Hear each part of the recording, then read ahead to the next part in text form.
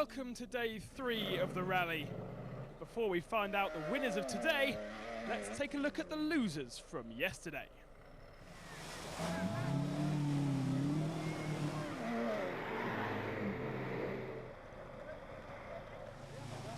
Well, what can you say about the conditions?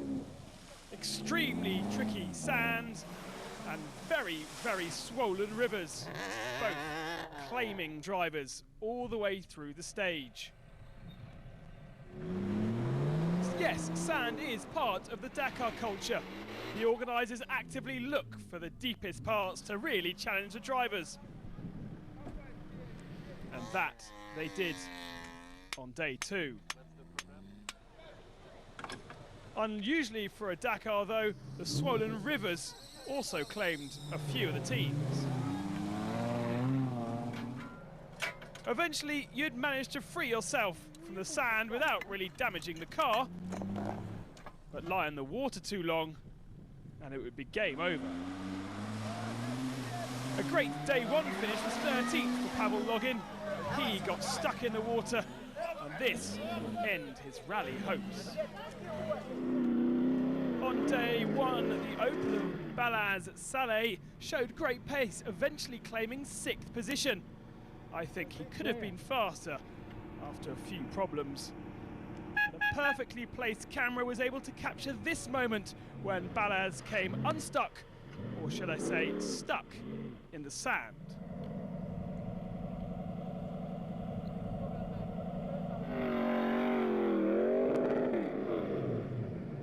His problems also impeded the process of one of the leading trucks. Artur Advictus was fighting for 3rd position, but with his route blocked, he had to tow Balazs out of the way before he could continue.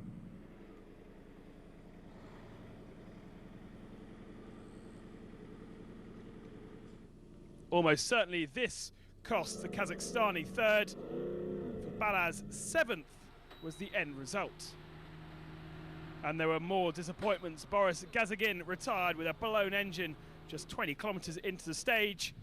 Matthias Kahler also damaging his engine beyond repair. He is also out.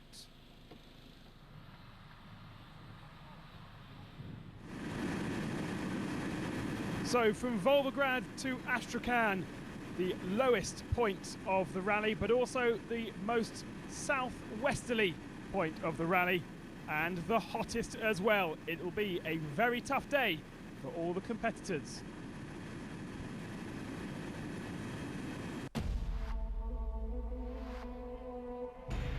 And here is the route, 150 kilometers of liaison, and then a hardcore 432 kilometers of stage through hard, difficult desert tracks and ending up in Astrakhan.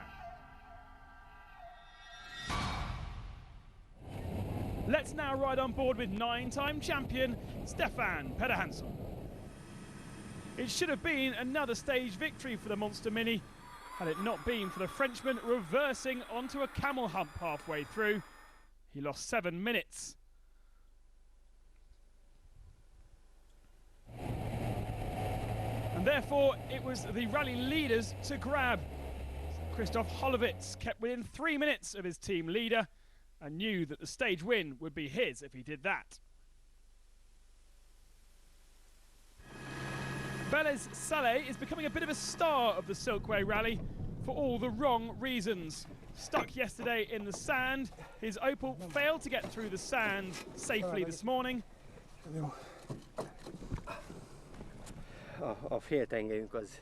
And it broke down. The rear axle, he says, has broken here, so we're just going to have to change it and get back on the road.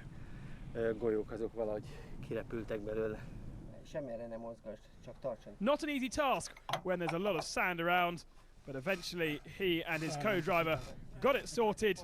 They lost 2.5 hours, but did finish the day. Also problems for Alexei Berkut in his Mitsubishi, and Maris Salkins in his Team Latvia Oscar, having to get himself out of the deep, deep sand. A man used to Dakar stages, he knows exactly how to do this.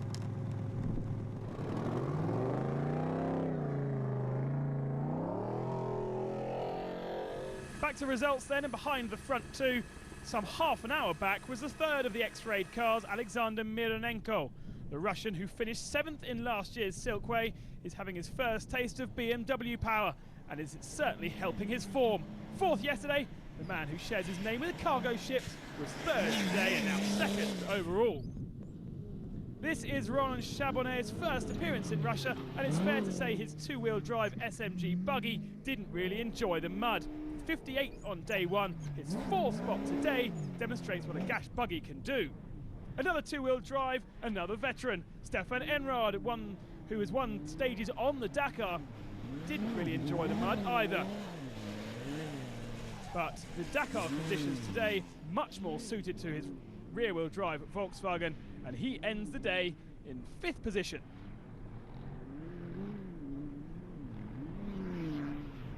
Other guys having good days, Frederic Chamonix in the Dessoudres Nissan, 11th and 9th overall. Alexander Zeldov, the man who won the first stage, is now 3rd overall after a 7th position. Should have been better for him. And the Overdrive Nissan being overdriven over the sand dunes by Roman Briskindov.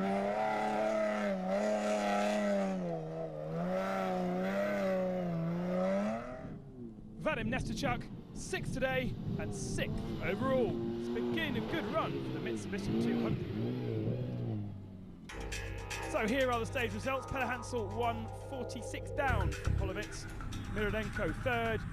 Then Chabot and Enrad round out the top 5 positions.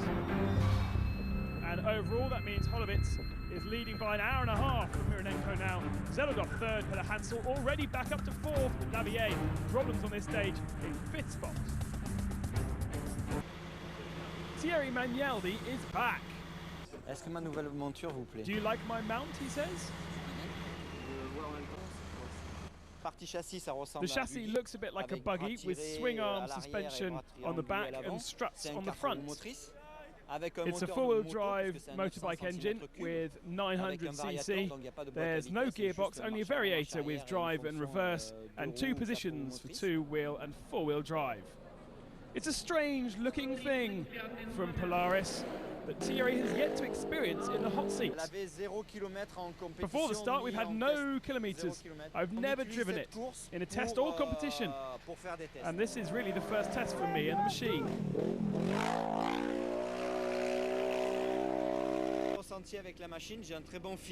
Yeah, I have a very good feeling. The car has lots of quality in the technical sections, but we are losing a little bit of top speed on the fast sections. With all my experience in motorbikes, I want to drive alone in this car, and therefore I save 80 kilos by driving by myself. He has high hopes for the Polaris. We started with a blank sheet of paper, and we've worked little by little to make this a one-spec car with lots of qualities.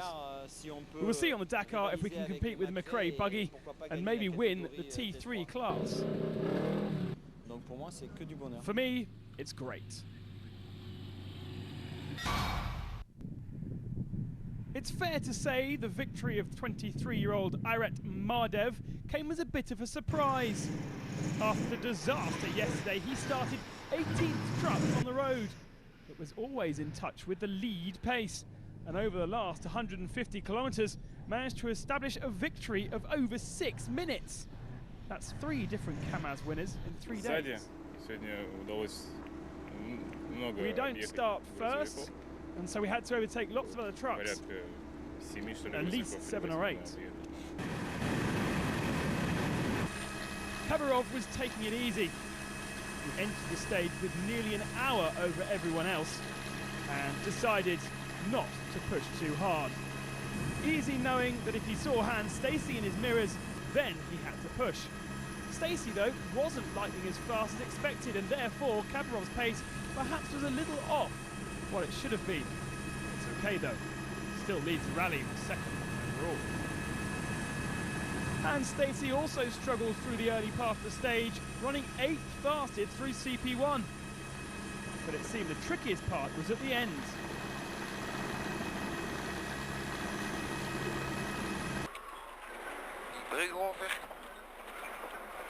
middelste piste.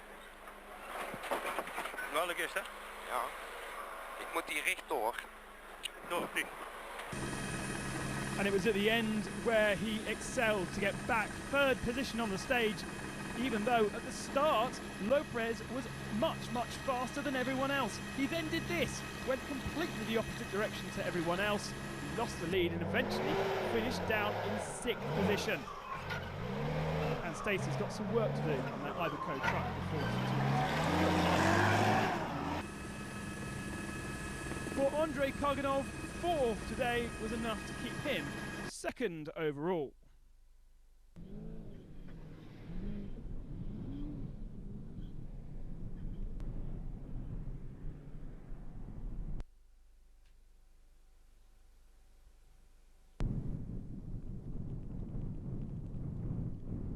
The main shock was we haven't spoken about the leader of the rally from day one, Eduardo Nikolaev, the 2010 winner, no longer with us. Sadly, the truck too damaged by a mechanical problem. Yesterday, he only got to the people back at 5 o'clock, decided that was that. He wouldn't defend his title.